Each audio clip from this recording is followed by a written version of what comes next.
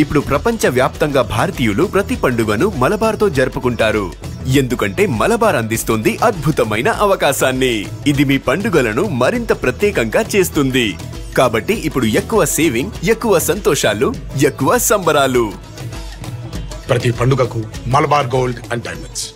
తెలంగాణ రాష్ట్ర వ్యాప్తంగా భిన్న వాతావరణ పరిస్థితులున్నాయి. ఉదయమంతా ఎండ, అదేవిధంగా సాయంకాలం సమయంలో తేలికపాటి నుంచి మోస్తరు వర్షాలు కూడా కురుస్తున్నాయి. ఈ రోజు నుంచి రానున్న 4 రోజుల పాటు తెలంగాణ రాష్ట్ర వ్యాప్తంగా వాతావరణ పరిస్థితులు ఏ విధంగా ఉండబోతున్నాయి, ఏ జిల్లాలకు వర్ష సూచన జారీ చేశారు, ఏంటి అనేది కూడా తెలుసుకుందాము. మనతో పాటు వాతావరణ శాఖ అధికారి శ్రీనివాస్ గారు ఉన్నారు. మిగతా విషయాలను ఆయన మాటల్లోనే అడిగి తెలుసుకుందాం. నమస్తే సార్. సార్, గత కొన్ని రోజులుగా చూస్తున్నాము ఉదయమంతా ఎండ వాతావరణం ఉంటుంది.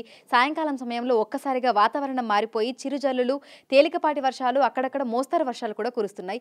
ఎందుకు అంటారు? మనకి ఇప్పుడు ప్రత్యేకమైన సినాప్టిక్ ఫీచర్స్ ఏమీ లేవండి.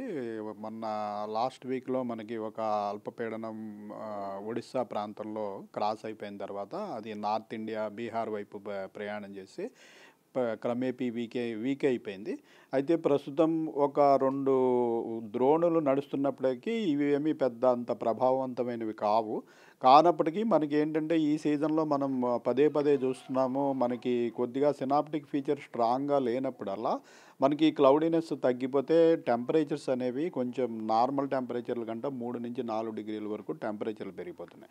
అదే సమయంలో మాన్సూన్ పీరియడ్లో కొంచెం మాయిశ్చర్ లభ్యత ఎక్కువ ఉంటుంది.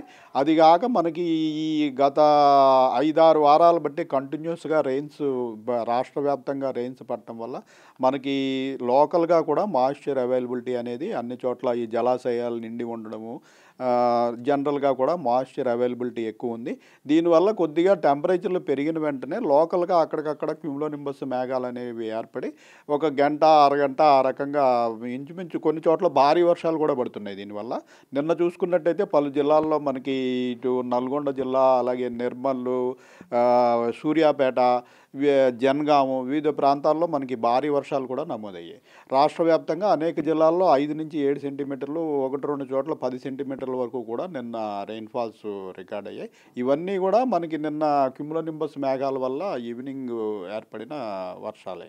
సో తెలంగాణ రాష్ట్ర వ్యాప్తంగా చూసుకుంటే ఏ జిల్లాలలో ఎంత మేరకు గరిష్ట ఉష్ణోగ్రతలు అనేవి నమోదవుతున్నాయి? మనకి ఈ ఈశాన్య తెలంగాణలో ఎక్కువ టెంపరేచర్లు ఉంటాయి జనరల్గానే. అలాగే ఇప్పుడు మనకి ఖమ్మము, భద్రాద్రి కొత్తగూడెం ఆ ప్రాంతంలో 33 నుంచి 35 డిగ్రీల వరకు టెంపరేచర్లు రికార్డ్ అవుతున్నాయి.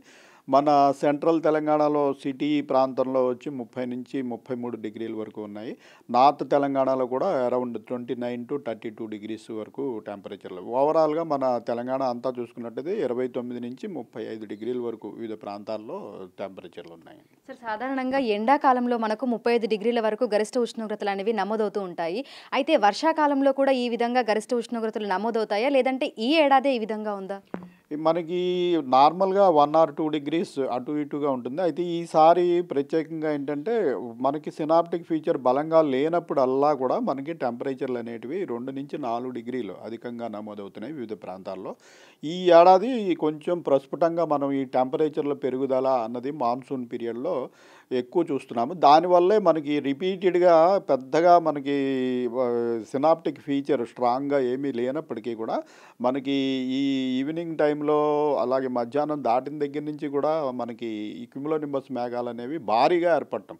అది కూడా క్యూములోనింబస్ మేఘాల పరిమాణం మనకి సమ్మర్ మంత్స్లో ముఖ్యంగా ఏప్రిల్, మే నెలలో ఇంచుమించు 12 నుంచి 15 కిలోమీటర్ల ఎత్తు వరకు ఉంటాయి. అదే ఎత్తులో ఇప్పుడు ఏర్పడటం అనేది ఈ సీజన్లో ప్రత్యేకంగా చూస్తున్నాం. సో ఈ రానున్న 4 రోజుల పాటు కూడా ఎండల తీవ్రత కారణంగానే వర్షాలు కురిసే అవకాశం ఉంది అంటారా?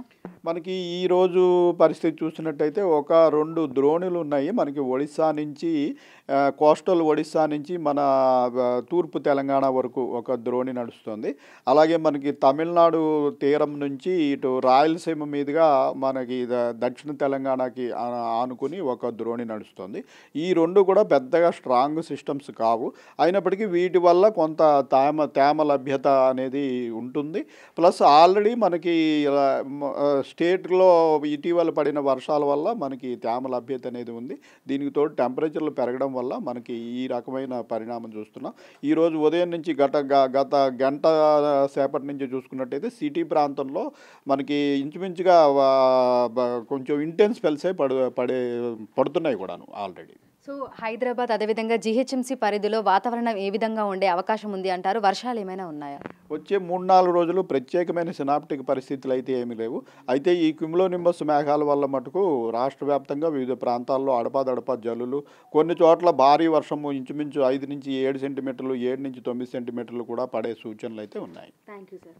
సో ప్రస్తుతం చూసినట్లయితే ఇటు హైదరాబాద్తో పాటు తెలంగాణ రాష్ట్ర వ్యాప్తంగా కూడా గరిష్ట ఉష్ణోగ్రతలు అయితే పెరిగిపోయాయి. ఉన్న వాటికంటే కూడా అంటే ఉండాల్సిన వాటికంటే కూడా 2-3 డిగ్రీలు అధికంగానే గరిష్ట ఉష్ణోగ్రతలు నమోదవుతున్నాయని కూడా వాతావరణ శాఖ అధికారులు చెప్తున్నారు. ఈ ఎండల తీవ్రత కారణంగానే సాయంకాలం సమయంలో క్యుములోనింబస్ మేఘాలు ఏర్పడి అక్కడక్కడ తేలికపాటి నుంచి మోస్తరు వర్షాలు, కొన్ని చోట్ల భారీ వర్షాలు కూడా కురుస్తున్నాయని, రానున్న 4 రోజుల పాటు కూడా ఇదే విధమైనటువంటి వాతావరణ పరిస్థితులు ఉండే అవకాశం ఉన్నట్లుగా కూడా తెలుపుతున్నారు. వీడియో సంతోష్తో అంజుమ, బిగ్ టీవీ, హైదరాబాద్.